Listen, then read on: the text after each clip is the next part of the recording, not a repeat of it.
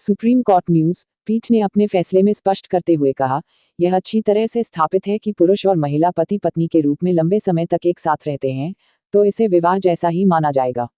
उद्धरण चिन्ह supreme court Kerala high court के एक आदेश को खारिज करते हुए सुप्रीम कोर्ट ने फैसला सुनाया है। बिना शादी किए लंबे समय तक एक साथ रहने वाले जोड़े के नाजायज बच्चों को भी पारिवारिक संपत्ति का हिस्सा मिल सकता है।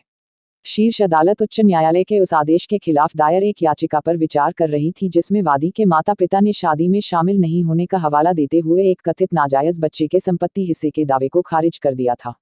बच्चे को है पिता की संपत्ति पर पूरा हक।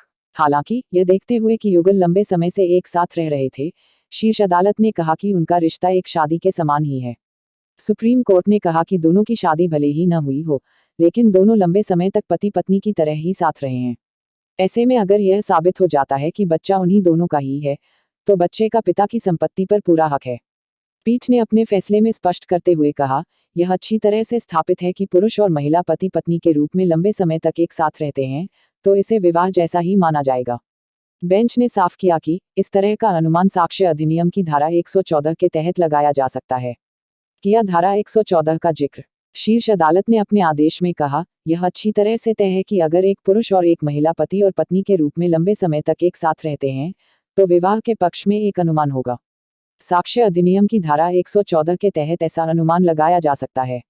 कोर्ट ने क्या कहा? इसने यह भी कहा कि ट्रायल कोर्ट ने रिकॉर्ड पर मौजूद सबूतों की जांच करने पर कहा था कि दामोदरन और चिरुथाकुट्टी दंपति लंबे समय से साथ रह रहे थे। वादी के अनुसार दामोदरन ने 1940 में चिरुथाकुट्टी से शादी की थी। हालांकि उनके विवाह का कोई प्रत्यक्ष प्रमाण नहीं है। प्रथम वादी कृष्णन का जन्म वर्ष 1942 में हुआ था। Justice S. अब्दुल नजीर और जस्टिस विक्रमनाथ की पीठ द्वारा पारित आदेश में कहा गया है, पक्षकारों के बीच विवाद पैदा होने से बहुत पहले वादी द्वारा पेश किए गए दस्तावेज अस्तित्व में थे। सबूत के साथ ये दस्तावेज दामोदरन और चिरुथकुट्टी के बीच पति और पत्नी के रूप में लंबे समय तक साथ रहने की अवधि को दर्शाते हैं। अदालत ने अपने पहले के आदेश का भी जिक्र किया, जिसमें यह कहा गया था कि कानून वैधता के पक्ष में रहता है।